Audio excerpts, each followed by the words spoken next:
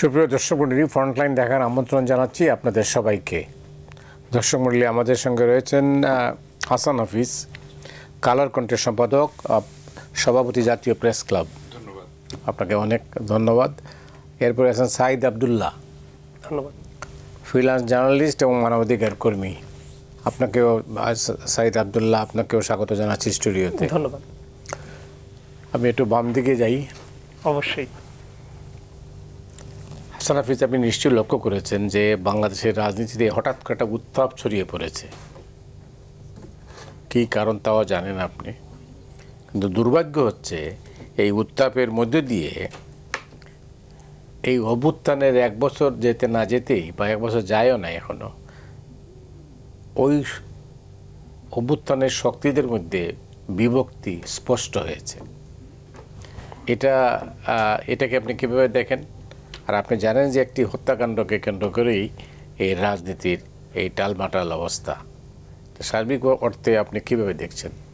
হঠাৎ করে একটা পরিস্থিতিটা উত্তপ্ত হয়ে উঠেছে, আমি কি বিনা মেঘে বজ্রপাতের মতো। জুলাই বার্ষিকী, যেখানে মানে আমরা হিসাব মেলাবো যে কি এক বছরে আমরা কি পেয়েছি কি পাইনি সেগুলির, কিন্তু একটা অনভিপ্রেত ঘটনা এবং খুবই মর্মান্তিক একটা পৈশাচিক ঘটনার মধ্যে দিয়ে এটা অন্যদিকে মন নিচ্ছে বলে একটা মনে হচ্ছে আপাত দৃষ্টি, যে এটা একটা অন্তর্ঘাতমূলক জিনিস, ষড়যন্ত্রেরই একটা বহিঃপ্রকাশ মনে হয়। কারণ আপনি আলামতগুলি যদি দেখেন, 2 দিন পরে ভিডিওটা করা হলো, এবং এতগুলি গোয়েন্দা সংস্থা সরকারের আছে, মানে 1.5 ডজন প্রায়। তো তারা কি করেছে, পুলিশ কি করেছে, আনসার কি করেছে, তাই না? মানুষ দেখে দেখে, আজকে অবশ্য একটা ঘটনা ঘটেছে যে প্রতিরোধ করেছে কোপানোর থেকে, কিন্তু সেদিন মানুষ চেয়ে চেয়ে দেখেছে এত নিখুঁত ভিডিও কিভাবে করা হলো। তো এটার মধ্যে একটা পরিকল্পিত ঘটনা আছে, যেটা এই যে জুলাই যে আন্দোলন, সর্বপ্লাবী ছাত্রগণ অভ্যুত্থান, যেটার মধ্যে দিয়ে একটা নতুন বাংলাদেশ বিনির্মাণের আমরা একটা প্ল্যাটফর্ম আমাদের তৈরি হয়েছে, সেটাকে নস্যাৎ করার জন্য একটা ষড়যন্ত্র, এবং সামনে যে আসন্ন নির্বাচন সেটাকেও বিঘ্নিত করার জন্যে, ব্যাহত করার জন্যে, সেটাকে কালিমালিপ্ত করার জন্যে, ঘোলা পানিতে মাছ শিকার করার জন্য কোনো মহল সক্রিয় আছে বলে আমাদের মনে হচ্ছে। তো এটা সরকারের উচিত সুনির্দিষ্টভাবে এটার ব্যাখ্যা, গ্রহণযোগ্য ব্যাখ্যা জাতির সামনে উপস্থাপন করা। সেনাবাহিনী আছে, ম্যাজিস্ট্রেসি পাওয়ার নিয়ে আছে, কিন্তু সেনাবাহিনীকে আমরা সেভাবে রাস্তাঘাটে টহল দিতে দেখছি না। কিন্তু আইনশৃঙ্খলা পরিস্থিতির বড় বড় অবনতি হচ্ছে, ভয়ঙ্কর ঘটনা ঘটছে। আজকে সরকার বলেছে যে বড় ধরনের নাকি কোনো সহিংস ঘটনা ঘটেনি। এটা তো খুবই দুঃখজনক। বড় ধরনের ঘটনা বলতে মানে কি একসঙ্গে 50 জনকে 100 জনকে মেরে ফেলতে হবে? তো এইটাও তো গ্রহণযোগ্য না। সরকারের কোনো কাঁচা কাজ আমাদের খুবই ব্যথিত করে। আমরা চাই না যে এই সরকার সেরকম তাদের ভাবমূর্তি বিঘ্নিত হোক, কলঙ্কিত হোক, কলুষিত হোক। আমরা চাই যে সসম্মানে তারা একটা গ্রহণযোগ্য, সুষ্ঠু, অবাধ, সবার ভোটাধিকার নিশ্চিত হবে এরকম একটা নির্বাচন দিয়ে নির্বাচিত সরকারের কাছে ক্ষমতা হস্তান্তর করবে, আমরা সেটা চাই। কিন্তু এই পথে যেই সব বাধাবিঘ্ন তৈরি করছে, সরকারকে শক্ত হাতে সেগুলি দমন করতে হবে, সেটার অভাব আমরা দেখতে পাচ্ছি। অনেক ধন্যবাদ আপনাকে। সাইদ আবদুল্লাহ, যেটা হাসান হাফিজ বললেন, এর সঙ্গে আপনি কি যোগ করবেন? যে রাজনৈতিক দলগুলোর ভেতরে বিভক্তির জায়গাটা কেন? আমি আসলে সবার আগে বলবো যে আমি জানি না যে আমার এটা সৌভাগ্য কিনা, কারণ 2 জন অত্যন্ত সম্মানিত ব্যক্তির পাশে বসে কথা বলতে পারছি, এটা আমার জন্য আমি মনে করি একটা গর্বের ব্যাপার। সো সহ আলোচক যিনি আছেন, অবশ্যই আমার অন্তরের অন্তঃস্থল থেকে ধন্যবাদ জানাচ্ছি, আর মতি ভাইকে তো বটেই।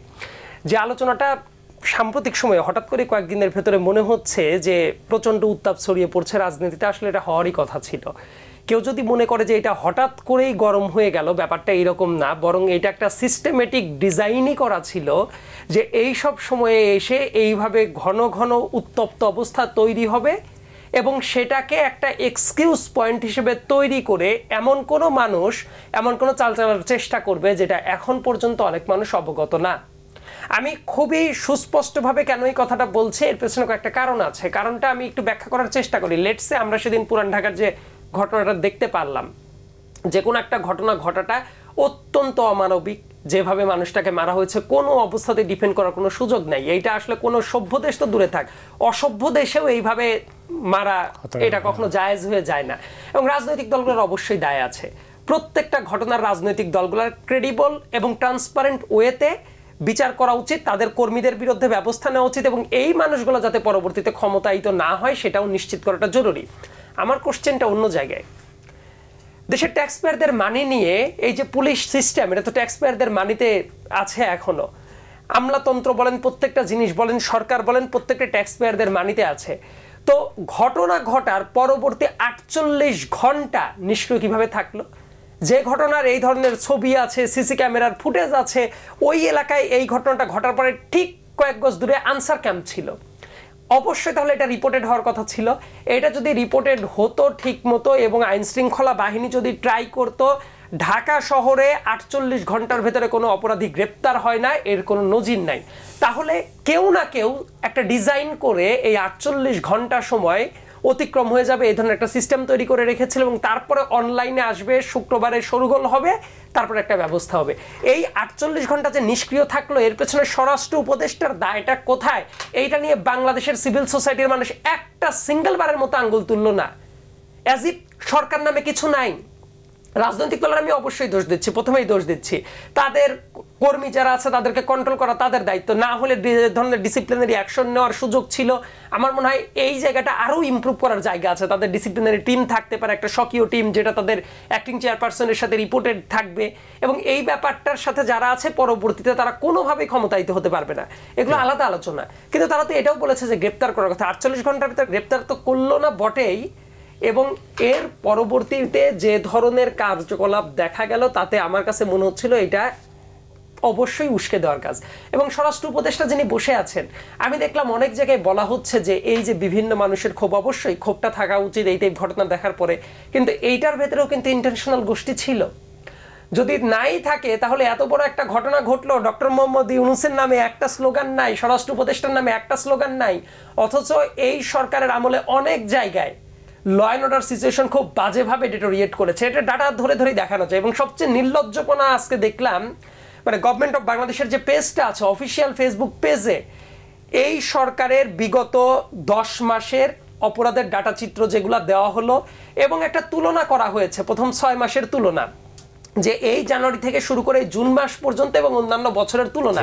আমি যদি স্ট্যাটিস্টিক্যালি বলি, ওই জায়গায় দেখানো হচ্ছে 2025 সালে জানুয়ারি থেকে জুন মাস পর্যন্ত খুন হয়েছে 337টা, এবং এটা ট্যাগলাইন দেওয়া হয়েছে যে law and order situation deteriorate করে নাই আসলে সেই অর্থে।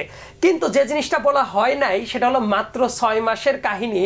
এবং যদি আমরা 2024 সালের ঘটনা দেখি, খুবই একটা বাজে সময় গেছে, 490 জন, 2023 সাল 319 জন, 12 মাসে 319 জন, 2022 সাল 12 মাসে 406 জন, আর এই জায়গায় যে 6 মাসে 337 জন খুন হইল, তাহলে এটাকে কি আমরা বলতে পারি না যে এই সরকারের আমলে law and order situation deteriorate করছে? তাদের নিজস্ব ডাটা থেকেই বলছে, আমার কোনো কথা বলছি না। আবার একটা ঘটনা আমার বলে রাখাটা দরকার, এই সরকারের আমলে যেটা দেখা যাচ্ছে, সেপ্টেম্বর 2024 সাল থেকে শুরু করে এই যে জুন মাস পর্যন্ত ডাকাতির ঘটনা 610টা, দস্যুতা 1526টা, খুন হয়েছে 3554টা।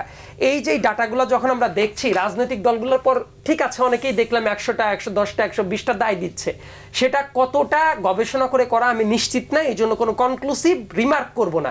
কিন্তু আমার কথাটা হলো, লেটস সে 100 জন, 120 জন একটা পলিটিক্যাল দলের দ্বারা করা, তাহলে এই যে বাকি 3554 থেকে 100টা বাদ দিলে 3400টা যে খুন হয়েছে, এই খুনের জন্য কি ইউনূস সাহেবকে কেউ দায় দিয়েছে? স্বরাষ্ট্র উপদেষ্টাকে কেউ দায় দিয়েছে? তার মানে ট্যাক্স পেয়ারদের মানি নিয়ে ক্ষমতায় বসে থাকবে, তাদের কোনোই দায় নাই। এই যে এই ডিজাইনটা, এই ডিজাইনের পর আমার একটা তীব্র আপত্তি আছে। এবং এই জায়গা থেকে যখন প্রশ্নটা উঠবে, অবশ্যই রাজনৈতিক দলগুলা তাদের আক্ষেপের জায়গাগুলো আসবে তখন সামনে, এবং এটা যখন আসবে তখন দেখা যাবে রাজনৈতিক বিভাজনের জায়গায় চলেই যেতে হবে। এবং আজকের এই কথাটা না বলে আমি পারছি না, একটা বলতেই হবে।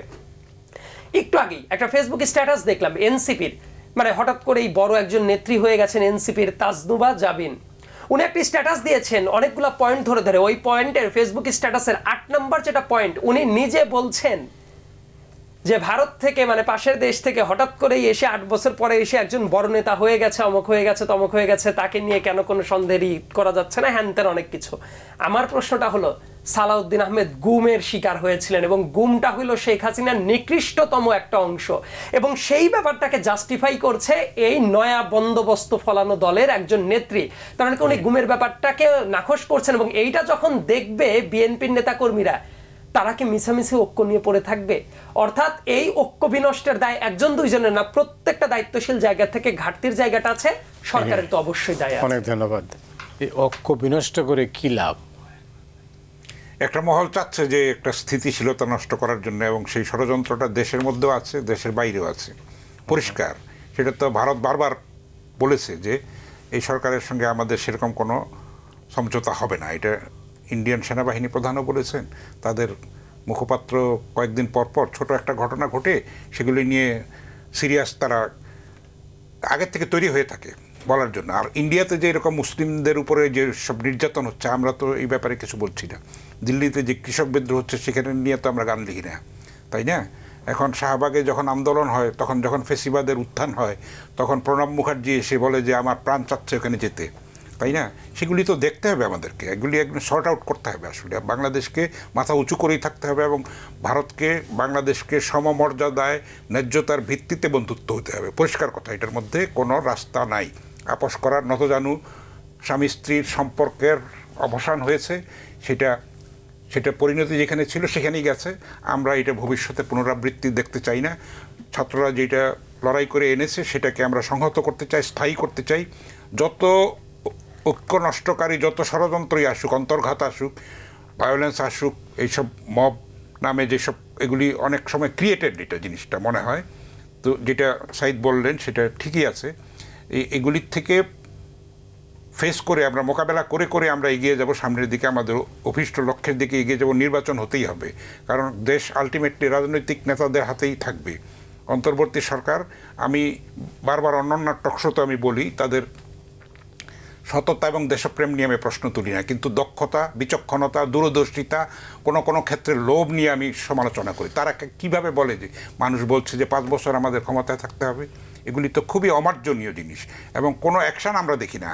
আমরা দেখি যে একজন তথ্য উপদেষ্টা আছেন, কোনো কথা বলছেন না, তিনি ফেসবুকে উনি স্ট্যাটাস দিচ্ছেন, ভেরিফাইড ফেসবুক স্ট্যাটাস, কিন্তু he is suppose two B the spokesman of the government. আমরা সেটা দেখছি না। তারপরে আরও বিভিন্ন জায়গার থেকে দায়িত্বহীন উক্তি করা হচ্ছে, দায়িত্বহীন ইন্টারপ্রিটেশন করা হচ্ছে, এখনকার ভাষায় যেটা ন্যারেটিভ বলা হয়।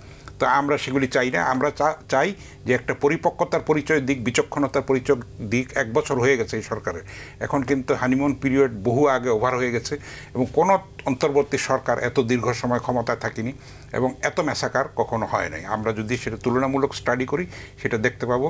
আমরা এটা চাই না। আমরা এই সরকারকে সফল দেখতে চাই, এবং একটা সুন্দর রাজনৈতিক উত্তরণ আমরা চাই, একটা সুষ্ঠু, অবাধ, গ্রহণযোগ্য, স্বচ্ছ নির্বাচন প্রক্রিয়া।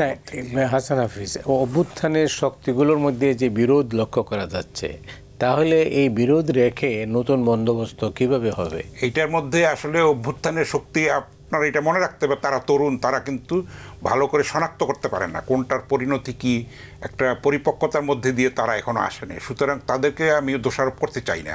এমন কোনো শক্তি কাজ করছে যে তাদেরকে বিভ্রান্ত করছে, তাদেরকে মিসগাইড করে একটা ঘটনা ঘটাচ্ছে তাদের নিজস্ব স্বার্থ হাসিল করার জন্য। এগুলি দেখতে হবে। আসলে তাদেরকে আমি দোষারোপ করব না ঢালাওভাবে, কারণ তাদের মধ্যে তো সেই ম্যাচুরিটিটা আসেনি। আপনি দেখেন, একটা পরিণত বয়সের একটা প্রয়োজন আছে।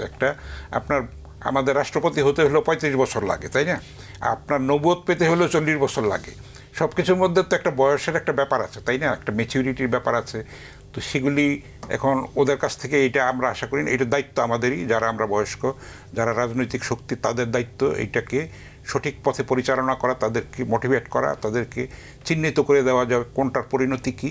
সেই দায়িত্বটা মূলত আমাদের। এটা তরুণদেরকে আমি দোষারোপ করতে চাই না, কারণ তারা যেই কাজটা করে দেখিয়েছে সেটা রাজনৈতিক শক্তিগুলি এত গুমের শিকার হয়েছে, খুনের শিকার হয়েছে, আমাদের দেশে ধর্ষণের সেঞ্চুরি হয়েছে, সম্পদ পাচার হয়ে গেছে, ক্ষমতা কুক্ষিগত করার জন্য হেন কাজ নাই যেসব জুলুম করেছে বিগত ফ্যাসিস্ট সরকার, সেগুলিকে ফিনিশিং টাচটা কিন্তু ছাত্ররাই দিয়েছে, প্রাণ দিয়েছে, এবং অগণিত প্রাণের বিনিময়ে কিন্তু আমরা এই নতুন বাংলাদেশ তৈরির একটা সুযোগ পেয়েছি।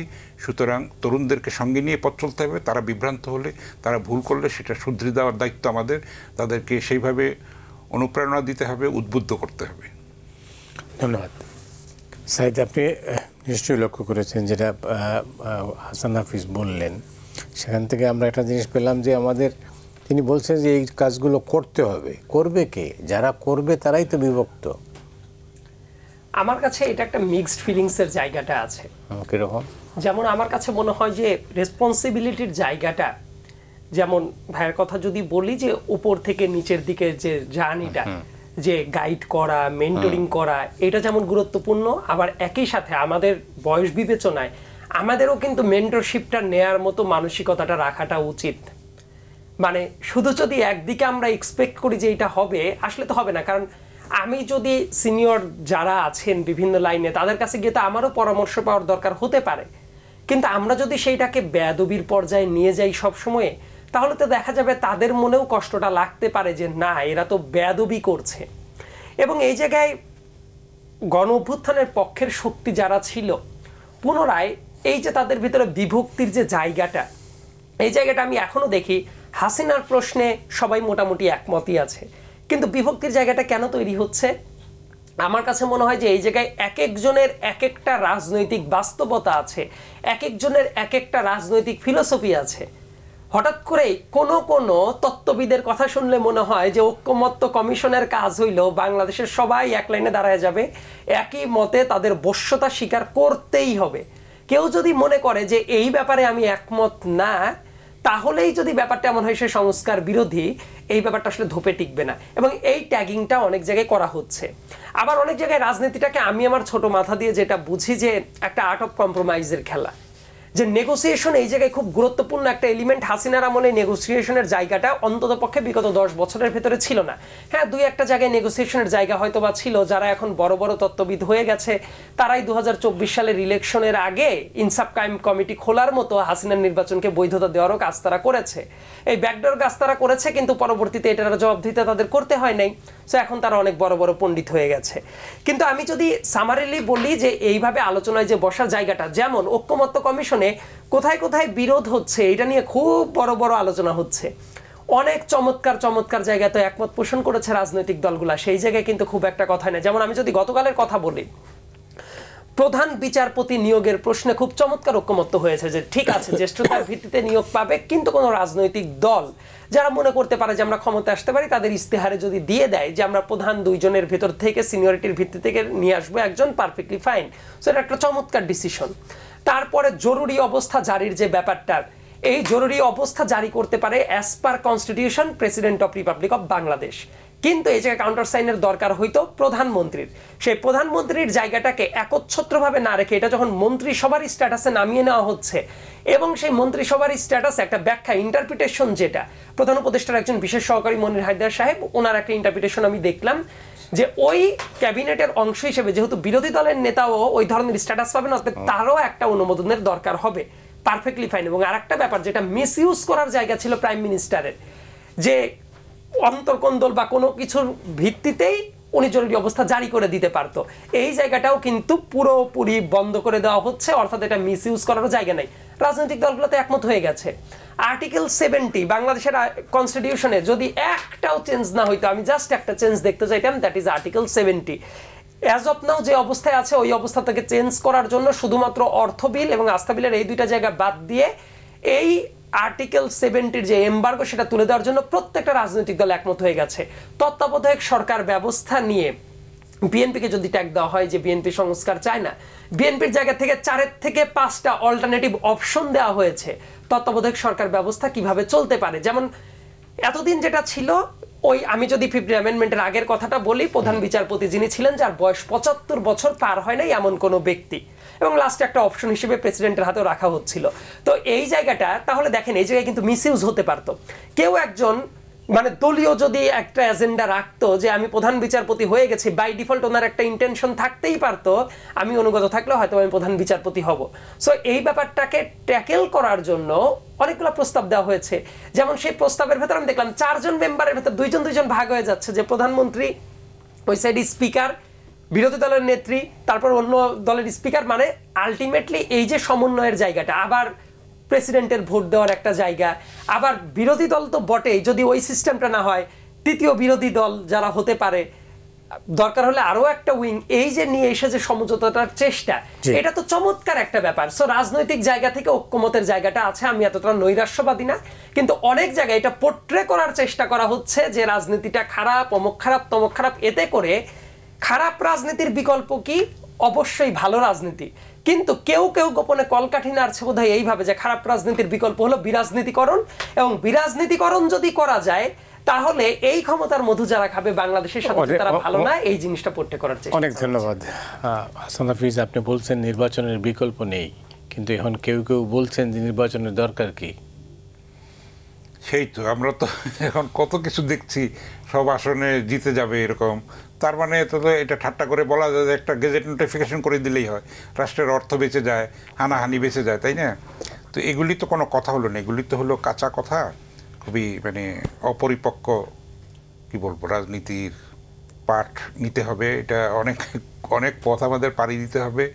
আমরা যতটা পারি ঐক্যটা কমিয়ে, মানে ঐক্যটা প্রতিষ্ঠার জন্যে ছাড় দিয়ে, সহিষ্ণুতার পরিচয় দিয়ে, সংযমের পরিচয় দিয়ে, দেশপ্রেমের পরিচয় দিয়ে যদি আমরা, অনেক জায়গায় ঐকমত্য হয়েছে, এটা সাইড ঠিকই বলেছেন, সেটা কিন্তু হাইলাইটেড হচ্ছে না, অনেক গ্যাপ দূর হয়েছে। এগুলি রাজনৈতিক দলগুলিকে এই সরকার আস্থায় আরও আগেই নিতে পারত, সেই সময়টা ক্ষেপণ করেছে। আরও বেশি বেশি তাদের সঙ্গে ইন্টারাকশন করাটা উচিত, সময় নিয়ে করা উচিত। একদিনে আপনি 10টা দলকে ডাকলেন, তাদেরকে 10 মিনিট করে সময় দিলেন, এটা তো হয় না। বিতর্ক হবে, তর্ক হবে, অনেক এই আলাপ আলোচনার মধ্যে দিয়ে সুন্দর রাস্তা বেরিয়ে আসবে। হতাশার কোনো কারণ দেখছি না আমি। এসব যে ঘটনাগুলি ঘটছে এগুলিকে চিহ্নিত করতে হবে এবং এগুলো কঠোর হস্তে দমন করতে হবে, তাহলেই কিন্তু আমরা এগিয়ে যেতে পারবো অভিষ্ট লক্ষ্যে। সেইটা সরকারেরই মূল দায়িত্ব। এখানে কিন্তু তারেক রহমানকে নিয়ে যেসব করা হচ্ছে সেগুলি খুবই মর্মান্তিক। তারেক রহমান তো দেশ চালাচ্ছেন না, জবাব তো দিতে হবে এই সরকারকে, এই স্বরাষ্ট্র উপদেষ্টাকে দিতে হবে, প্রধান উপদেষ্টাকে দিতে হবে। এটার মধ্যে কোনো খাতির করার কোনো সুযোগ নাই, কোনো ছাড় দেওয়ার সুযোগ নেই। এগুলি স্পষ্ট বলতে হবে, অ্যারেস্ট করতে হবে এবং আসল ঘটনা কি হয়েছিল সেটা জাতির সামনে উপস্থাপন করতে হবে। এটার মধ্যে কোনো লুকু ছাপার কোনো সুযোগ নাই। এরকম ঘটনা আরও হয়তো ঘটবে ভবিষ্যতে, অভিনব অনেক কিছু ঘটবে। কারণ এইসব সৃষ্টিশীলতা তো আমরা দেখতে পাচ্ছি, এই খেলা নতুন না, আপনি জানেন। যখন মানে জাস্টিস সাত্তারের সরকারকে উৎখাত করার জন্য ষড়যন্ত্র হয়েছিল সে সময় কিন্তু এরকম ঘটেছিল। আরও যদি আমরা দেখি, একই সূত্রে কিন্তু গাথা, এগুলি একই ফর্মুলায় কাজ চলছে। কিন্তু এগুলি সবসময় যে এক ফর্মুলা কাজ করবে, নট দ্যাট। হাসিনাও কিন্তু পার পেয়ে যাবে ভেবেছিল, বারবার পার পেয়েছে, 3-3টে ইলেকশন করেছে কোর্টের মাধ্যমে। কোর্ট 7 দিন সময় নিয়েছে ছাত্রদেরকে এইভাবে। বিবদমান পক্ষগুলোকে এক টেবিলে নিয়ে যাওয়ার দায়িত্ব কার? দায়িত্বটা তো সরকারের, সরকারই তো এখন দেশটা চালাচ্ছে। আমরা সেটা দেখতে পাচ্ছি না, সেটাই তো মর্মান্তিক। এটা পরিষ্কার করে বলতে হবে, তো সরকারকে বলতে হবে এবং দায়িত্বটা নিতে হবে। এটা তো রাজনৈতিক দলগুলোর উপর দায় চাপালে হবে না, দেশটা তো তারা চালাচ্ছে। সুতরাং এই সমস্ত কিছু দায় দায়িত্ব তাদের, এটা তাদের কাঁধেই বর্তাবে এবং এই জবাবদিহিটা তাদের করতে হবে। না, এই পরিস্থিতির মধ্যে দিয়ে কি সামনের দিকে নির্বাচনের দিকে এগিয়ে যাওয়া সম্ভব? না, এটা তো আপনি দেখেন, সিসিও বলেছে যে আইন শৃঙ্খলা পরিস্থিতি একটু চ্যালেঞ্জিং আছে, তার মধ্যেও নির্বাচন করা সম্ভব। এখন এগুলিকে যদি আমি বলেছি যে শক্ত হাতে যদি দমন করে, যদি উদ্ঘাটন করে সত্যটা, তাহলে কিন্তু আমরা এই ধরনের ভবিষ্যতে এগুলির পুনরাবৃত্তি আমরা এড়াতে পারবো এবং জনপ্রতিরোধও গড়ে তোলা দরকার। আমি বলেছি রাজনৈতিক দলগুলির মধ্যেও এমন প্রত্যেকটা কমিটির মধ্যে এমন একটা অংশ করা উচিত যারা দুর্বৃত্তদের চিহ্নিত করবে, প্রতিরোধ করবে। জাতীয় সনদ তৈরিতে আর কত বাকি? মাত্র আর সম্ভবত আর 16 দিন বাকি আছে আজকের পরে। তো 16 দিনের মধ্যে কি জাতীয় সনদ তৈরি হবে, যেটা আলী রিয়াজ অনেকটা সংশয় প্রকাশ করেছেন? এটা আসলে যে কোনো মানুষেরই সংশয় থাকাটা উচিত, কারণ আলোচনা যে লেভেলে আগাচ্ছে তাতে করে এই সনদটা কি, সনদটার ফরম্যাটটা কি হবে, এই জায়গায় কি কি থাকবে, এই ব্যাপারগুলো তো খুবই হেয়ালিপনার কোনো আলোচনা না। এবং এই জায়গায় যে কাজটা প্রথম থেকেই ফোকাস লাইনটাই ছিল সবাইকে সব পয়েন্টে একমত করে নিয়ে আসতে হবে, এই জায়গাটা বাদ দিয়ে বরং এটা যদি খোঁজা হতো যে কোন কোন জায়গায় একমত হওয়া যায়, সেই জায়গাটার যদি স্পেসটা থাকতো, তাহলে আমার মনে হয় যে আলোচনাটা ভালোভাবে আগাতে পারতো। আর একটা গুরুত্বপূর্ণ ব্যাপার বলি যে এই জাতীয় সনদ বা বিভিন্ন টাইমে বিভিন্ন নামে ডাকা হয়, কিন্তু এক একটার কিন্তু মানে ইফেক্টিভ ব্যাপার স্যাপার এক একটার এক এক রকম। কখনো বলা হচ্ছে প্রোক্লেমেশন, কখনো বলা হচ্ছে ধরেন যে জাতীয় সনদ। আসলে কি হইতে যাচ্ছে এটা খুব ক্লিয়ার করা উচিত, কারণ এক একটার এক একটা ইফেক্ট আছে। সংসদে ঢোকানোর, সংবিধানে ঢোকানোর ব্যাপারটা নিয়ে দেখি অনেক তর্ক বিতর্ক চলে, কিন্তু আমি মনে করি যেটা যে সংবিধানে এটা আলটিমেটলি রাখতেই হবে। কেন রাখতে হবে, এটার একটা ঐতিহাসিক রেফারেন্স এবং লিগ্যাল ইন্টারপ্রিটেশনটা আমি হয়তো বা অ্যাজ অফ নাও আমি দিতে পারি। যেমন ধরেন এই সরকারটা গঠিত হয়েছিল সংবিধানের আর্টিকেল 106 একটা রেফারেন্সিয়াল আর্টিকেল দিয়ে, যে জায়গায় রাষ্ট্রপতি অ্যাপিলেট ডিভিশনের জাজদের কাছে এটা পাঠায় যে এই মুহূর্তে বিদ্যমান অবস্থায় কোনো সলিউশন এখন কি করা যায়। তারা পারমিশন দিল যে এই টাইমে একটা এই ধরনের সরকার গঠন করা যায়। এই যে অন্তর্বর্তীকালীন সরকার, এটা তো আসলে আমাদের সিস্টেমে ছিল না, এটা তো শেখ হাসিনা 2011 সাল থেকে তুলে দেয়। তার মানে এই যে অন্তর্বর্তীকালীন সময়, এইটা ব্যাপারটা হলো এক্সট্রা অর্ডিনারি একটা situation, this is not usual situation. So এই ব্যাপারটা ডিপেন্ড করবে কিভাবে পরবর্তী সংসদ যখন আসবে, সংসদে কিন্তু এইটা নিয়ে আলাপ আলোচনা হবে, সংসদে এটা পাশ করায় নিতে হবে যে এই সময় থেকে এই সময় পর্যন্ত যে সরকারটা ছিল একটা উদ্ভূত পরিস্থিতির কারণে এটা ছিল এবং এটা বৈধতা দেওয়া হইল, এবং এটা যদি দিতে হয় আলটিমেটলি সংবিধানে এটা থাকবে। কারণ জিয়াউর রহমানের সময়েও ওই যে ওই টাইমের যে বারটা, এইটাও কিন্তু একটা তফসিলে অন্তর্ভুক্ত করা হয়েছিল, এরশাদের সময় ওটা করা হয়েছিল। কাজে কারো কারো মনে দেখি যে অনেক সংশয় থাকে যে এটা সংবিধানে থাকবে কি থাকবে না, আবার এটা নিয়ে অনেকেই প্রশ্ন তুলে, কেউ কেউ আবার আর্গুমেন্ট করে পলিটিক্যাল দলগুলোও। আমার কাছে মনে হয় আরো একটু সুচিন্তিত মত আসতে পারতো, ঠান্ডা মাথায় চিন্তা ভাবনা করলে আমরা বুঝতেই পারতাম এইটা লিগ্যালিটির জন্যই কোনো না কোনো ক্যাপাসিটিতে এটা সংবিধানের ভেতরে নিয়ে আসতে পারে। আমার যেটা মতামত, এটা একটা তফসিলের ভেতরে অবশ্যই চলেই আসতে পারে যে উদ্ভূত এই পরিস্থিতিতে এই কারণে এটা নিয়ে আসার দরকার হলো এবং এই কারণে বাংলাদেশে একজন স্বৈরাচারী সরকারের পতনটা ঘটে গেল। সো আলটিমেটলি এই ঘটনাটা সংবিধানে থাকবে। আরেকটা ব্যাপার, একদম ফ্রম ডে ওয়ান কয়েকজন তত্ত্ববিদের মানে তাত্ত্বিক কিছু আইডিয়া দেখি আমরা, তাদের কাছে মনে হয় যেন কাগজে কলমে কোনো কিছু লেখা থাকলেই চমৎকার একটা সিস্টেম চলে। আমি মাঝে মাঝে মানে কৌতুক করে বলি এই সব মানুষদেরকে কোরিয়ার মানে নর্থ কোরিয়ার সাংবিধানিক নামটা একটু দেখানো উচিত। সাংবিধানিক নাম এত চমৎকার একটা নাম, দেখলে মনে হবে যে বাপরে বাপ চমৎকার রিপাবলিক, একটা চমৎকার ডেমোক্রেসি আছে, কিন্তু আদৌ থেকে আসছে কোনো কিছু? আসে নাই তো। রাশিয়াতেও চমৎকার একটা সংবিধান আছে, কিন্তু পুতিন বছরের পর বছর যুগের পর যুগ টিকে আছে। সো পৃথিবীর অনেক দেশেই সংবিধান থাকা মানেই ঠিকমতো কাজ হবে, ব্যাপারটা এইরকম না। মানে কাগজে কলমের চেয়ে স্ট্রাকচারাল জায়গাতে এবং দায়বদ্ধতার জায়গাটা কেমন, এই ব্যাপারটা নিশ্চিত করাটা জরুরি। এবং মানুষের ম্যান্ডেট নিয়ে যদি আমরা এত কথা বলি, প্রত্যেকেই দেখবেন বলবে প্রত্যেকের জনগণ, বিএনপি বলবে আমার জনগণ, এনসিপি বলবে আমার জনতা, জামাত বলবে তার জনতা, এই সরকারও বলে জনগণ তাদের পাশে আছে। কিন্তু এই জনগণের মতামত নেওয়ার পদ্ধতিটাই যে একটা free, fair and credible election, এই ব্যাপারটাকে দূর করে রেখে মানে অদ্ভুত কিছু সিনারিও তৈরি করে বলে যে আমাদের তো সাথেই আছে। তো আমার কথাটা হইল, পৃথিবীতে অটোক্রেটিক একটা রেজিম থেকে ডেমোক্রেসির জন্য যে সংগ্রাম এবং ডেমোক্রেসি দিকে আগাইতে চায়, কিন্তু ইলেকশন শব্দটা শুনলে মনে করে একটা ক্রিমিনাল অফেন্স শুরু হয়ে যাচ্ছে। এই ব্যাপারটা তো অত্যন্ত প্যাথেটিক একটা ব্যাপার।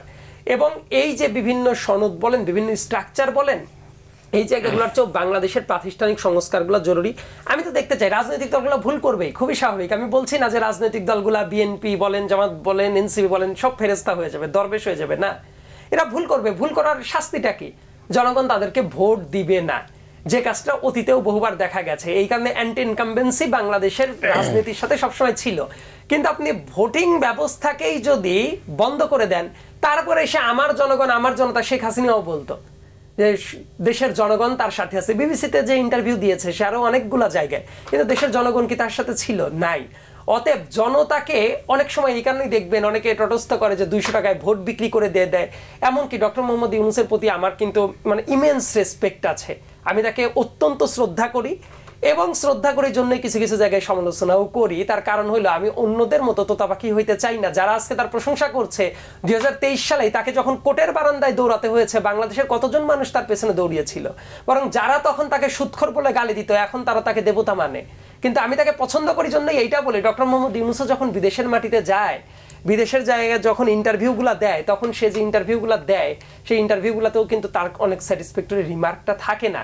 উনিও এই রিমার্ক করেছেন যে দেশের মানুষ ভোট বুঝে না, গণভোট বুঝে না, অমুক বুঝে না, তমুক বুঝে না। এই কথাটা যদি লেটসে মির্জা ফখরুল ইসলাম আলমগীর করতো, পরের দিনই দেখা যেত অনলাইন থেকে শুরু করে বিভিন্ন নিউজ পত্রিকা, মিডিয়া থেকে শুরু করে ট্রলের বন্যা বয়ে যেত। কিন্তু ওনার নাকি বন্যাটা হয়েছে, তার মানে একটা প্রিফারেন্সিয়াল ট্রিটমেন্ট ইচ্ছাকৃতভাবেই করা হচ্ছে এবং পিআর ক্যাম্পেইনের দিকে আগানো হচ্ছে। এটা অনেক ধন্যবাদ। একটা দোষ।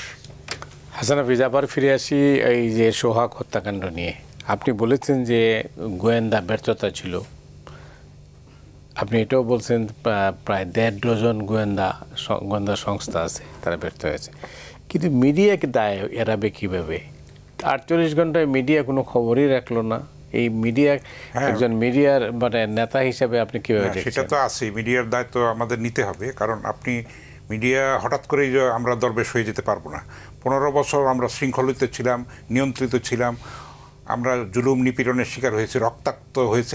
আমাদের জুলাইয়ের আন্দোলনে 6 জন সাংবাদিকের রক্ত আছে। সুতরাং এটা তো রাতারাতি আমরা এটার থেকে বৈপ্লবিক একটা পরিবর্তন করতে পারবো না, সেটা আমাদের দায়, আমরা স্বীকার করছি। মিডিয়া নাই বলেই কিন্তু সোশ্যাল মিডিয়াগুলি এইভাবে কিন্তু অপতথ্য ছড়াতে পারছে, সেটা আনসেন্সর। যে কেউ আপনি যা ইচ্ছা হলে আপনি আপলোড করে দিলেন, এটা কোনো সেন্সরশিপ নাই। আপনি এমন কিছু দিলেন যে এটার মধ্যে সাম্প্রদায়িক সম্প্রীতি নষ্ট হতে পারে, স্বাধীনতা সার্বভৌমত্ব হুমকির মধ্যে পড়তে পারে। ফলে মানুষ তো তথ্য চায়, মানুষের কিন্তু যাচাই করে না, সেটাই হলো ট্র্যাজেডি আমাদের দেশের মানুষের।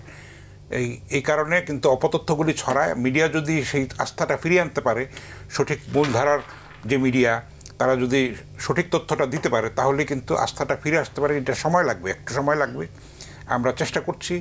এই দায় অবশ্যই আছে। এবং আপনি দেখেন যে এইটা যে সিন্ডিকেটেড ছিল, দুই দিন চেপে রাখা হয়েছে, 48 ঘন্টা আপনি বলেছেন না চেপে রাখা হয়েছিল, তারপরে নিখুঁতভাবে ভিডিও করা হয়েছে। আপনি দেখেন তাহলে যে ভিডিও করা হয়েছে সেটা কিন্তু আনারি হাতের ভিডিও না, সেটা কিন্তু নিখুঁত একটা পরিকল্পিত ব্যাপার। এটা কিন্তু সুনির্দিষ্ট একটা, উনি যেটা বলেছেন ডিজাইন, সেটারই অংশ। অবশ্য আরও ঘটনা ঘটবে, আরও নতুন নতুন ধরনের ঘটনা ঘটবে। পাথর দিয়ে মারা শুধু না, আপনারা দেখবেন যে নতুন নতুন অভিনব এমন ঘটনা ঘটছে যেগুলি মানে আমাদেরকে জাতি হিসাবে পৃথিবীর কাছে আমাদের মাথাটাকে হেড করবে এবং আমরা সেই লজ্জিত হব। আমরা কি বলবো, আদিম সমাজে বসবাস করছি, আসলে আমরা তো সভ্য হই নাই।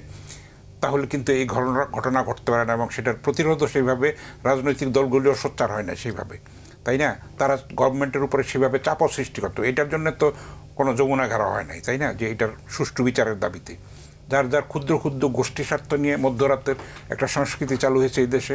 মানে অটো পাস, অমুক বলেন তমুক বলেন, দাবি দেওয়া, ঘন ঘন ঘেরাও করা, সরকারকে ফেলে দেওয়ার চেষ্টা করা।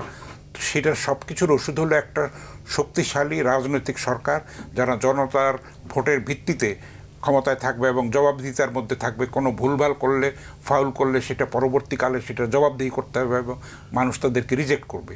সেটার দিকে যেতে হবে, যে কোনো মূল্যে যেতে হবে। এই টার্মোয়েল আরও আমাদের সামনে আসবে, তার মধ্যেই আমাদের পথ কেটে এগিয়ে যেতে হবে। আমিও আশাবাদী মানুষ। ঐক্যমত্য কমিশনের কাজ নিয়ে যেটা সাইদ আব্দুল্লাহ বললেন, আপনার মূল্যায়ন কি? ঐক্যমত্য কমিশনে 100% আপনি আশা করবেন কেন? কোনো কিছু অ্যাবসলিউট বলে কিছু নাই আসলে, সেটা আশা করাটা ঠিক না। এত কম সময়ের মধ্যে তো এটা হয় না। আমি আগেই বলেছি যে আস্থায় যতটা নেওয়া দরকার ছিল রাজনৈতিক দলগুলোকে, ততটা আস্থায় এবং যথাসময়ে নেওয়া হয় না, অনেক দেরিতে নেওয়া হয়েছে। এবং তাদের মতামত আপনি এখনও তো, আপনি যদি সত্যের খাতিরে বলতে হবে, আপনি তো জাতীয় পার্টিকে ব্যান্ড করেন না, কিন্তু সেখানে তো তাদেরকে আলোচনায় ডাকেন না, ঠিক কি না বলেন? এটা যদি আমি সত্যের খাতিরে বলি, এটা তো বলতে হবে। তো এরকম নানান বিষয় আছে, অনেক গোজামিল আছে। এটা তো এর মধ্যে দিয়ে যাবে, এটা শেষ পর্যন্ত গিয়ে নতুন সরকার আসবে এবং সংবিধানে এটা রেটিফাইড হবে, এটা গৃহীত হবে। তো এই ট্রায়াল অ্যান্ড এররের মধ্যে দিয়ে যাব। আমরা 100% আমরা কোনো কিছু পাবো না, এটা কিন্তু আশা করাটা ভুল। তবে এই সরকারের সাফল্যও কিছু আছে, এটাও তো পুরা ম্লান হয়। আমরা যে কথা বলতে পারছি, এটাও তো একটা এই রক্তের ফলেই, কিন্তু রক্তদানের ফলেই আমরা এটা বলতে পারছি। তারপরে আপনি দেখেন দ্রব্যমূল্য একটা ইদানিং একটু বেড়েছে, কিন্তু একটা সহনীয় ছিল। আপনি এই সময়ে 60 টাকা কেজিতে পেঁয়াজ, আপনি ভাবতে পারেন প্রত্যেকবার পেঁয়াজের পলিটিক্সের শিকার হয়েছে আমরা, ভারতের হয়েছি না? তো আমরা একসময় কোরবানির গরু নিয়েও সমস্যা হয়েছিল, আমরা স্বনির্ভর হতে পেরেছি। তো পেঁয়াজ নিয়েও আমরা পারবো। নানান ধরনের, এখন আবার কাঁচামরিচ নিয়ে একটা ইস্যু করার চেষ্টা হচ্ছে। নানান ধরনের ঘটনা ঘটছে। সীমান্তে হত্যা বেড়ে চলেছে, সেটা কোনোভাবে গ্রহণযোগ্য না। আমরা সীমান্তে রক্তপাত দেখতে চাই না।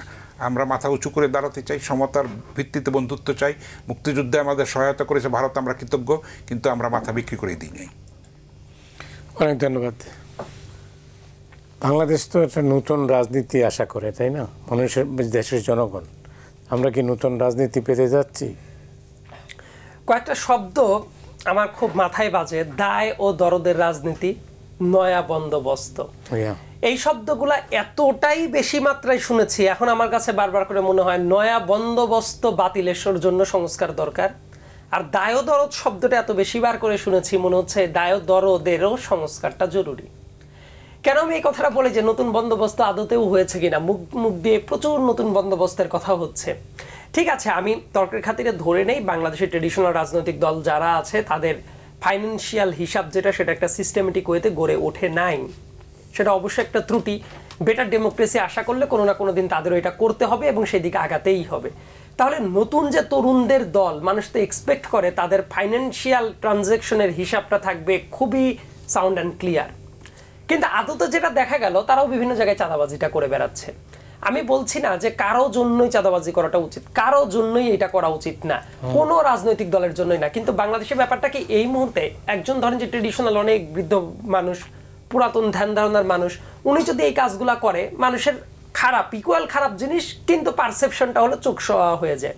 কিন্তু আমাদের মতো যারা নতুনরা, যারা তরুণরা, যারা তারাও যখন দেখবো যে সেম কাজটা করছে, মানে আনইউজুয়াল টাকা পয়সা নিয়ে আসছে, ওইটা পার্টি ফান্ড নামে কোনো কিছু হচ্ছে না, তাদের বিভিন্ন জায়গায় চাঁদাবাজির খবর আসছে, বিভিন্ন জায়গায় তদবির বাণিজ্যের কথা হচ্ছে, টেন্ডার বাণিজ্যের কথাটা যাচ্ছে, তখন এরাই যখন আবার মুখ দিয়ে বলবে নতুন বন্দোবস্ত, তখন কিন্তু মানুষের কাছে এটা পুরো ফানি হয়ে যাবে। আবার দেখেন যে শক্তিরও একটা ব্যাপার আছে, যে মানে নব্য প্রস্ফুটিত ফুল, সেই জিনিসটা পুরোপুরি এখনো বিকাশই হয় নাই। কিন্তু যত ধরনের অপকর্ম করা সম্ভব, হয়তোবা বড় দলগুলোর সমান ক্যাপাসিটিতে যাইতে পারছে না। এর কারণ এইটা না যে তারা অনেক ভালো, এর কারণটা হলো তারা সংখ্যায় কম, ক্যাপাসিটি কম। কিন্তু শুরুতেই যে চিত্রটা তারা দেখা যাচ্ছে, এই ব্যাপারটা হরিবল। এবং আরেকটা ব্যাপার, 1971 সালের পরে বাঙালির জাতীয় জীবনে মুক্তিযুদ্ধের মতো গৌরবোজ্জ্বল অধ্যায় আর কোনোটাই নাই। 1971 সালের মতো এত গৌরবোজ্জ্বল অধ্যায় নিয়ে একটা পার্টিকুলার দল চেতনার ব্যবসাটা শুরু করলো। এই কারণে চেতনার শব্দটা নেগেটিভ একটা শব্দ হয়ে গেল। এই জুলাই গণ অভ্যুত্থানের পরে কিন্তু আমরা সেম ধরনের একটা চিত্র দেখছি। এটা ছিল গণ অভ্যুত্থান, প্রত্যেকটা মানুষকে নিয়ে এর গঠনতন্ত্র ছিল, সবাই মিলে একসাথে কাজ করেছে। কিন্তু এখন দেখা যাচ্ছে যে গণ অভ্যুত্থান পরবর্তী সময়ে জাস্ট একটা অংশ এটা ঠিকাদার হয়ে গেল। মানে আবার ওই চেতনার ব্যবসাটা, এবার চেতনার হয়তো বা নামটা আলাদা, কিন্তু আবার চেতনার ব্যবসা যেটা শুরু হচ্ছে, আলটিমেটলি এটা তো নয়া বন্দোবস্তের আমি কিছু দেখি না। নয়া বন্দোবস্ত যদি বলতেই হয়, আমাদের ট্রান্সপারেন্ট কতটা, আমরা এই ব্যাপারটা, সততার জায়গাটা কতটা, এই ব্যাপারটা দেখা উচিত। যে জাস্ট আমি একটা কথা বলি, ইন্টারকন্টিনেন্টালে অনেক রাজকীয় ইফতার আয়োজন না করে যে টাকার হিসাব দিতে পারবে না, বরং এটা যদি হতো যে শহীদ মিনারে 20 টাকার ইফতার করা হইতো খুব ক্রেডিবল সোর্স রেখে, এবং সবাইকে যদি দাওয়াত করা হইতো যে আমরা নতুন দল, আমাদের কোনো টাকা পয়সা নাই কিন্তু স্বচ্ছই কয়েকটা টাকা আছে, মানুষ অনেক বেশি হ্যাপিলি অ্যাকসেপ্ট করতো। কিন্তু তারা মনে করলো তাদের কপি করতে হবে ওই বড় বড় রাজনৈতিক দলগুলোর অংশকে। আলটিমেটলি নয়া বন্দোবস্ত একদম ফ্রম ডে ওয়ান মারা গেল, এবং এতে করে যেটা হলো, বাংলাদেশের জন্য একটা অমীয় সম্ভাবনা ছিল, সেই সম্ভাবনাটা ক্ষতিগ্রস্ত হলো। কারণ এই নতুন দল যদি দাঁড়াতে পারতো, বাংলাদেশের জন্য ভালো হতো। কিন্তু তারা আদতে বিকাশের চেয়ে তারা মনে হয় যে মানুষকে কে কাকে কত বড় ল্যাং মারতে পারবে, এই খেলাটা তাদের এখন প্রিয় খেলা হয়ে গেছে। এবং ইয়েস, আপাত দৃষ্টিতে অনেকেই হাততালি দিতে পারে, কিন্তু দীর্ঘস্থায়ীভাবে তাদের দাঁড়ানোর জন্য এই ব্যাপারটা ক্ষতিকর হয়ে গেল। তার কারণ কি, রাজনীতিতে সবাইকে আপনি শত্রু বানানোর খেলাটা খুব একটা ভালো খেলা না, বরং যারা দুরভিসন্ধিমূলক আছে তাদেরকে কর্নার করে কতগুলা মিত্র বানাইতে পারলেন, সেই জায়গা থেকে বিকশিত হইতে পারলেন, এটাও মানে রাজনীতির একটা বড় খেলা। স্লো অ্যান্ড স্টেডিও মাঝে মাঝে হওয়াটা দরকার, মানে প্রাণান্তর ছুটে চলাটাই রাজনীতি না। সো যে কাজটা করা হচ্ছে, আদতে নতুন কোনো বন্দোবস্ত আমি দেখি না। আমি যেটা দেখছি যে ঠিক পুরানো বন্দোবস্তই চলছে, শুধু বিভিন্ন নামে চেঞ্জ হয়েছে। হয়তো বা কারো ক্ষেত্রে চাঁদাবাজি, কারো ক্ষেত্রে ডোনেশন, কিন্তু ডোনেশনটাও যে চাঁদাবাজির মতো করেই হচ্ছে, এই ফরম্যাটটা হয়তো বা ভাবতে পারে মানুষ বুঝে না, কিন্তু আমি মনে করি না মানুষ এত বোকা। সো আদতে নয়া বন্দোবস্তের নাম নিয়ে পুরাতন বন্দোবস্তই ওই চর্বিত চর্বণ করা হচ্ছে। এটা খুবই প্যাথেটিক একটা ব্যাপার। ধন্যবাদ। হাসান হাফিজ, আপনি তো দীর্ঘদিন রাজনীতির গতি প্রকৃতি লক্ষ্য করেন। কেমন রাজনীতি চান আপনি বাংলাদেশে? যে রাজনীতি চাই সেটা তো একটা ইউটোপিয়ান মনে হচ্ছে আর কি। এখন বাস্তবতার মধ্যে দেখা যাচ্ছে যে সেটা আমরা হারিয়ে ফেলতে যাচ্ছি, চোরাবালিতে হারিয়ে যাচ্ছে, সেই স্বপ্ন ধূলিসাৎ হয়ে যাচ্ছে। জুলাইয়ের যেই স্পিরিট, সেটার সংস্কার, প্রকৃত অর্থে যদি সংস্কার যেটা আমরা বলবো, সেটা আমরা এখনও সেভাবে দেখতে পাচ্ছি না। একটা যদি সুষ্ঠু গণতান্ত্রিক সংস্কৃতির প্রতিষ্ঠা না হয়, পরমত সহিষ্ণুতার সংস্কৃতি যদি আমরা সমাজে প্রতিষ্ঠা করতে না পারি, তাহলে কিন্তু সব কিছুই ব্যর্থ হয়ে যাবে। আমরা যদি পেশি শক্তির আস্ফালন দেখি, যদি আমরা মবক্রেসি দেখি, মিডিয়ার উপরে হুমকি দেখি, তাহলে কিন্তু আমরা আশাবাদী হতে পারি না। তো এগুলি যদি আমরা কাটিয়ে উঠতে পারি সামগ্রিকভাবে, এই দায়টা কিন্তু সবারই। আমি মনে করি শুধু রাজনৈতিক দলগুলির না, সংস্কারের মানসিকতা কিন্তু ব্যক্তি পর্যায়েও থাকা উচিত। এবং রাজনৈতিক দলগুলিকে কিন্তু জুলাই স্পিরিটটাকে ধারণ করতে হবে, তাদের ম্যানিফেস্টোতে আনতে হবে, তাদের আচার আচরণে, তাদের চিন্তায়, ইশতেহারে, বিশ্বাসে সেটার প্রতিফলন যদি না ঘটাতে পারে, তাহলে এটা ব্যর্থ হয়ে যেতে পারে। সেটা আমরা ব্যর্থ হতে দিতে পারি না, কারণ এই ধরনের সুযোগ 50 বছরে 100 বছরে আবার না। কিন্তু বিগত 48 ঘন্টায় আমরা রাজপথে যা দেখলাম, সোশ্যাল মিডিয়ায় আমরা যা দেখলাম, দুঃখজনক, খুবই। তাতে কি আপনার এই আশাবাদটা এখানে হোঁচট খাচ্ছে। সেখানে তাই না? তারপরেও আমরা চেষ্টা করব, মানুষ তো আশা নিয়েই বাঁচে, স্বপ্ন নিয়েই বাঁচে, তার মধ্যে আমরা চেষ্টা করব নিজেরা যদি সংশোধিত হতে পারি, যতটুকু পারি আমরা অর্জন করব। সবারই দায়িত্ব আছে, এবং এখানে দায়িত্বশীলতার সরকার যদি পরিচয় দিতে পারে, কঠোরতার পরিচয় দিতে পারে, সেটা একটা ভরসার জায়গা যদি তারা তৈরি করতে পারে আমাদের জন্য, সেটা একটা হতে পারে পথ। এবং রাজনৈতিক দলগুলিও পারস্পরিক সহনশীলতা এবং ছাড় দেওয়ার মানসিকতা নিয়ে যদি জাতীয় ঐক্যে পৌঁছতে পারে, তাহলেই একটা রাস্তা হতে পারে। কিন্তু বাংলাদেশের মানুষ বারবারই স্বপ্ন দেখে এবং স্বপ্ন ভেঙে যায়। সেটা স্বাধীনতার পর থেকে শুরু হয়েছে। এই ক্রান্তিকাল আর আমাদের কাটে না। তো ক্রান্তিকাল তো আসবে, তার মধ্যেও আমরা যদি ঐক্যবদ্ধ থাকতে পারি, মতৈক্য প্রতিষ্ঠা করতে পারি, ছাড় দিয়ে, সহিষ্ণুতা দিয়ে, দেশপ্রেম দিয়ে, সংযম দিয়ে, তাহলেই কিন্তু আমাদের একটা আশাবাদের জায়গাটা আমরা দেখতে পাব। নতুন স্বপ্ন বা যে স্বপ্ন বারবার ভেঙে যায়, হাসান হাফিজ যে আশাবাদ ব্যক্ত করলেন, আপনি কি এর সঙ্গে একমত নাকি? আমি আশাবাদী হতে চাই এই কারণে, সামনের বাংলাদেশ আমি দেখতে চাই নবীন এবং যারা প্রবীণ আছে তাদের মিশেলে এই স্বপ্নের বুনিয়াদিটা যাতে এমনভাবে হয় যে জায়গায় ব্যক্তির চেয়ে মানুষের আদর্শগত জায়গাটাই স্ট্রং হয় এবং সামগ্রিকভাবে দেশের জায়গাটা খুবই স্ট্রং হয়। এবং এই প্রেক্ষিতে একটা কথাটা বলে রাখাটা ভালো, আমাদের রাজনৈতিক সংকট শুধুমাত্র ইন্টারনাল সংকট না, এক্সটার্নাল সংকটও আছে। এক্সটার্নাল সংকটটা আমি এই জন্যই বলি যে বাংলাদেশের ভেতরে একটা তৃতীয় বিশ্বের দেশের রাজনীতি চলে কি দিয়ে? অনেক মানুষ অনেক কথা বলতে পারে, রাজনীতি চলে মূলত অর্থনীতি দিয়ে। যখন আমেরিকার ট্যারিফ আমি দেখবো যে লাভ দিয়ে 30% উঠে যাবে এবং এটা নেগোশিয়েট করা যাবে না, বাংলাদেশের গার্মেন্টস ইন্ডাস্ট্রি থেকে শুরু করে বিভিন্ন জায়গায় বড় বড় ধাক্কা আসবে। এই ধাক্কাটা মোকাবেলা করার আমাদের সামনের ওয়েটা কি? এই ওয়েটা যদি আমরা তৈরি না করতে পারি, দেশের ভেতরে বসে কাগজে কলমে আমরা বড় বড় সংবিধান লিখতে পারি, আদতে কোনো কাজ হবে না, এই সিস্টেমটা ফাংশন করবে না। কারণ মানুষ যদি ওই যে পেটে যদি খাবার না থাকে, স্বাধীনতার পরে বড় বড় কবিতা আসবে, যে কবিতাগুলোতে খুবই অশ্রাব্য গালিও চলে আসবে, যে ভাত দে হারামজাদা নইলে মানচিত্র খাবো। এই কথাটা তো এমনি এমনি আসে নাই। মুক্তিযুদ্ধের পরে এই কথাটা যখন আসছে, তার মানে ওই টাইমে ৭৪-এর দুর্ভিক্ষকালীন টাইম ছিল, মানুষের পেটে ভাত ছিল না। অতএব সামনের দিনের রাজনীতিটা ঠিক করতে হইলে আগে অর্থনীতিটা ঠিক করতে হবে, এটার সাথে কোনো কম্প্রোমাইজ করার জায়গা নাই। এবং এক্সটার্নাল ইফেক্টের যে কথাটা বললাম, আমাদের পাশের বর্ডারিং যে দুইটা দেশ আছে, বন্ধুত্বপূর্ণ দেশ, আমরা মুখে মুখে বলি, কিন্তু আদতে তারা একেবারে চিরকালীন হোস্টাইল দুইটা দেশ। আমাদের হিল ট্যাক্সকে নিয়ে ব্যাপকজাত একটা সংকটের আমি আশঙ্কা করছি, এবং আমি যে ডিজাইনটা দেখতে পাচ্ছি কক্সবাজার থেকে শুরু করে হিল ট্যাক্সের যে 3টা জেলা আছে, ইনফ্যাক্ট চট্টগ্রাম সহ, এই অংশটাকে নিয়ে খুব বড় ধরনের একটা অপরাজনীতি চলছে।